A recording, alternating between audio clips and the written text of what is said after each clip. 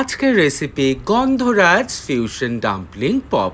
Pop মানে Poppins. মনে আছে ছোটবেলাতে একটা কাঠির ওপর গোল লজেন্স চুষে খেতাম, দারুণ লাগতো। ঠিক দেখুন এই ডাম্পলিংটা ওরম করে সাজানো, ভীষণই খাদ্যগুণে ভরপুর। যারা ডায়েট করছেন কিংবা একদম যারা ডায়াবেটিক আমার মতো, তাদের জন্য আবার একটা নতুন রেসিপি। আর এই রেসিপির জন্য 14 মিনিটের গল্পটা আপনাদের শুনতে হবে। যে রেসিপির বিবরণ সব দিয়ে দিলাম। অনেকটা চিকেন মোমোরি রেসিপি, কিছু স্পেশাল উপকরণ লাগছে। পেঁয়াজ কাটা, ধনে পাতা কাটা, তারপরে লাগছে স্পেশাল নারকোল কাটা, আদা রসুনের পেস্ট, গন্ধরাজ লেবু এবং পাতা সহ। আর লাগছে পোস্ত এবং সাদা সর্ষে। এই সমস্ত উপকরণগুলো লাগছে ডাম্পলিংয়ের। আর স্যুপের জন্য লাগছে আদা রসুন কুচি, পেঁয়াজ পাতা কুচি, পেঁয়াজ কুচি, গাজর কুচি। আর চাটনির জন্য একটা দারুণ ব্যাপার, এই বেগুন।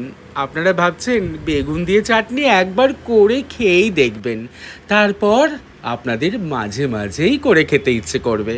যেহেতু চিকেন ডাম্পলিং, অবশ্যই চিকেন কিমা আমি 400 গ্রামের মতো নিয়েছি, কেটে পরিষ্কার করে একদম জল ঝরিয়ে নিয়েছি।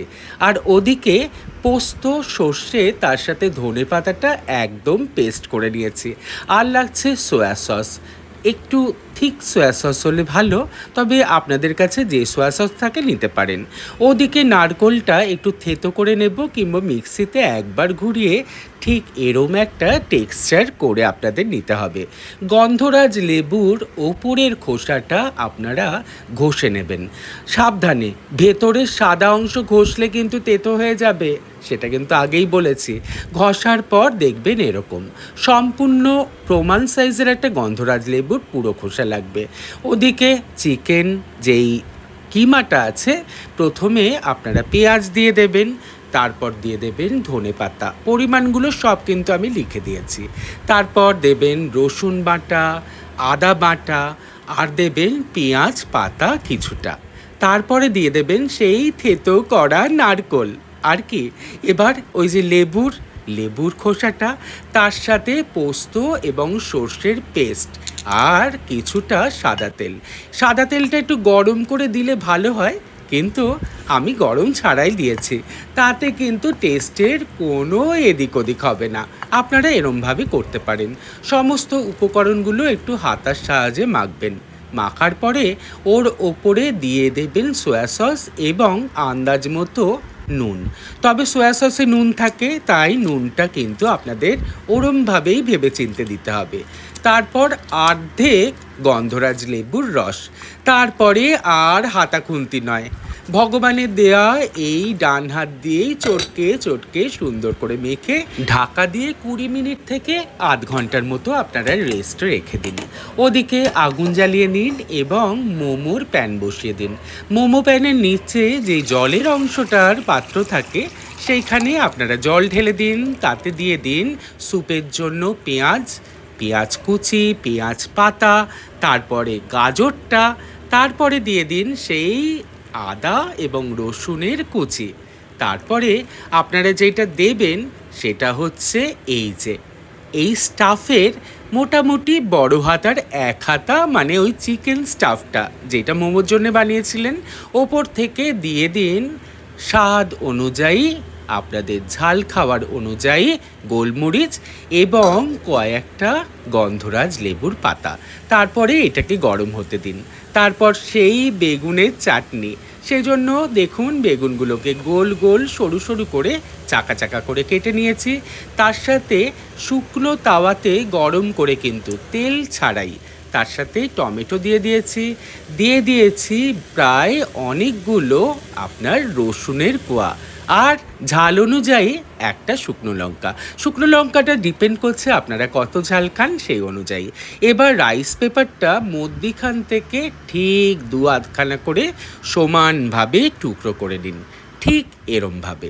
এর সাথে আপনাদের 2টো থালা নিতে হবে। একটা থালায় আপনারা অয়েল ব্রাশ করে নিন, আর একটা থালায় রাখুন কিছুটা জল, সাদা জল।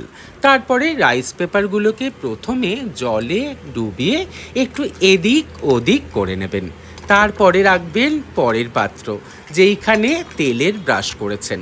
তেলের ব্রাশের ওপরে রাখলে রাইস পেপারটা দেখবেন ঠিক ওরকম থাকবে, খুব ইজিলি আপনারা মোড়াতে পারবেন। তারপরে একটা মোটামুটি আন্দাজ মতো একটা চামচ নেবেন, সেই চামচে পুর দিলে সমস্ত এই ডাম্পলিংগুলো একটা সাইজে হবে।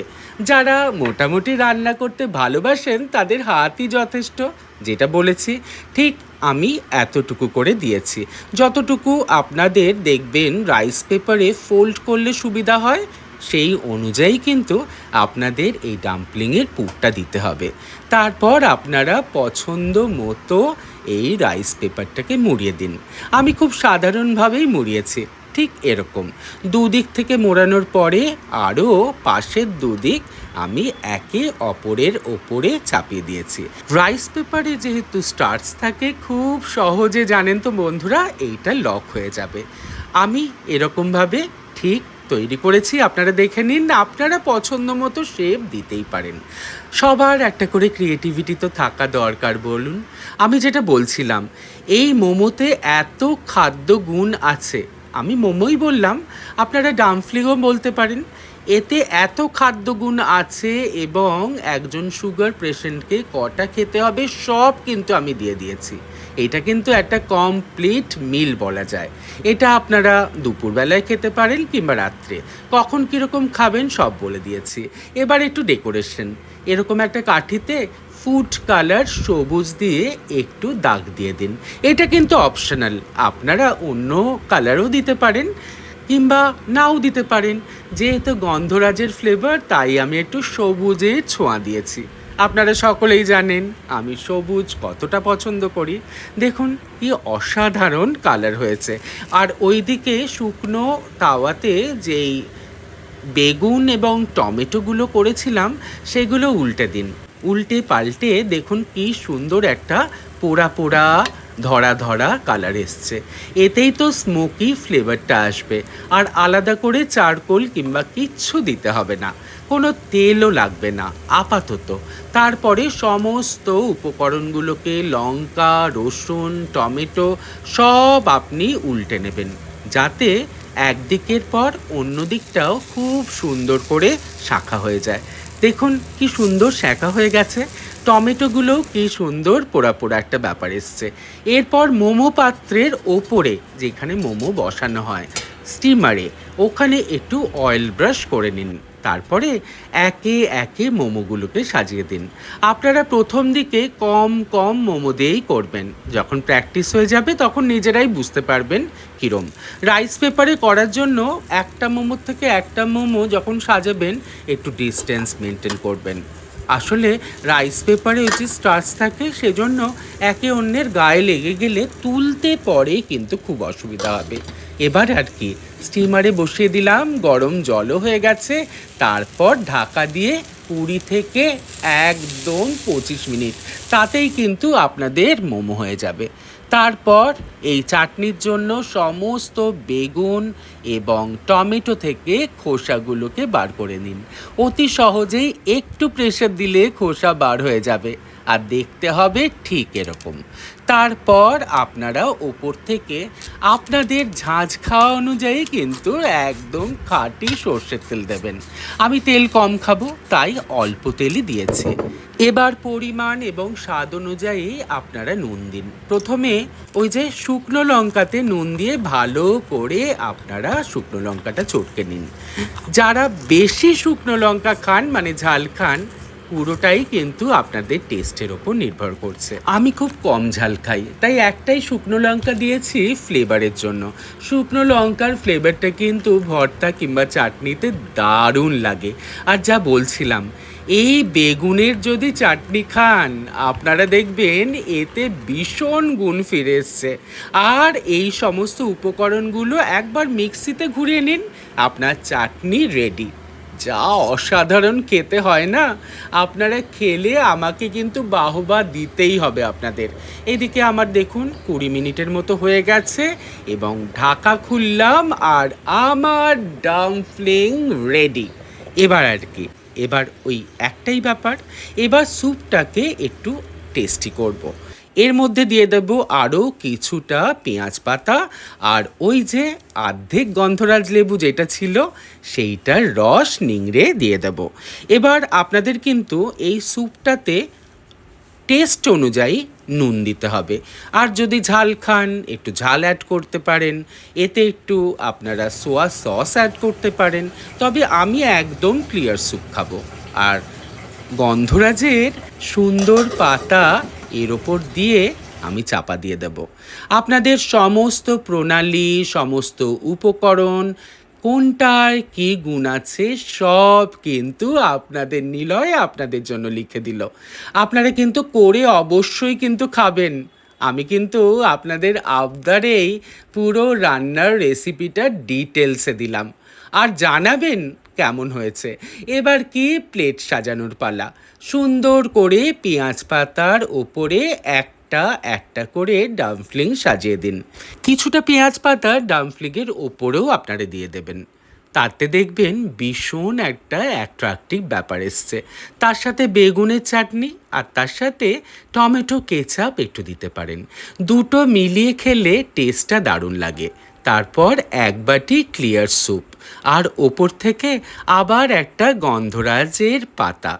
জানেন তো এই স্যুপে আপনারা যত ইচ্ছে চাইলে সবজি অ্যাড করতে পারেন, তাতে কিন্তু খাদ্যের গুণ বেশ বাড়বে।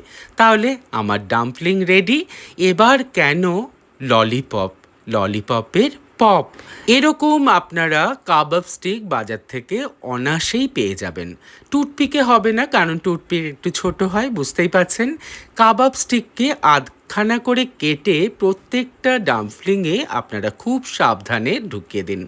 জানেন তো এই ডাম্পলিং এতটাই নরম, হাত দিয়ে তুলে খেলে অনেক সময় ভেঙে যেতে পারে।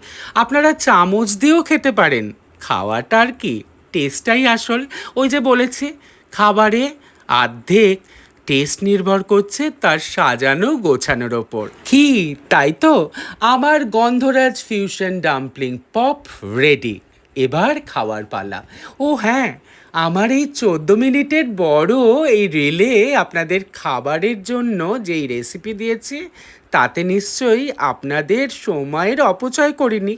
আর আপনাদের যত্ন করে ভিডিওটা দেখার জন্য অনেক অনেক ধন্যবাদ। তবে জানাবেন করে কেমন হয়েছে। এত খাদ্যগুণে ভরপুর সুস্বাদু এই খাবারটা একবার খেলে আমি বলছি বারবার খেতে ইচ্ছে করবে। আর ভেতরে নারকোল থাকায় একটা আলাদাই মজা এসছে খেতে। তবে আজকের মতো আসি। আমি চললাম আপনাদের জন্য আর একটা নতুন গল্পের সন্ধানে, আর একটা নতুন রেসিপির সন্ধানে। কি সবাইকে ভালো রেখে নিজেকে খুব ভালোবাসবেন। জানেন তো, ভালো ভালো খাবেন, সুস্থ থাকবেন। সুস্থ থাকলে আপনি দেখবেন জীবনটাই আলাদা হয়ে গেছে। আমি একটা কথা বলবো, এই কয়েকদিনে আমি ডায়াবেটিকের এই সমস্ত খাবারগুলো খেয়ে আমি কিন্তু বেশ সুস্থ আছি। টাচউড, কিন্তু এটা সত্যি কথা। আমি আপনাদের বলতে পারি নিয়ম মতো সুস্বাদু খান, কিন্তু একদম খাদ্য গুণে ভরপুর জিনিস খান। আর ওষুধ তো আপনাদের খেতেই হবে, আর ডক্টরবাবুর পরামর্শে সব সময় আপনাদের থাকতে হবে। তবে আমি এবার আসি। আপনারা কিন্তু জানাবেন কেমন হয়েছে দেখে, আর করে খেয়ে জানাবেন খেতে কেমন হয়েছে। আপনাদের নিলয় আজকের মতো বিদায় নিচ্ছে। তাহলে আমি চললাম। খুব ভালো থাকবেন। আর ওই যে আবার বলছি, নিজেকে খুব ভালোবাসবেন। টাটা।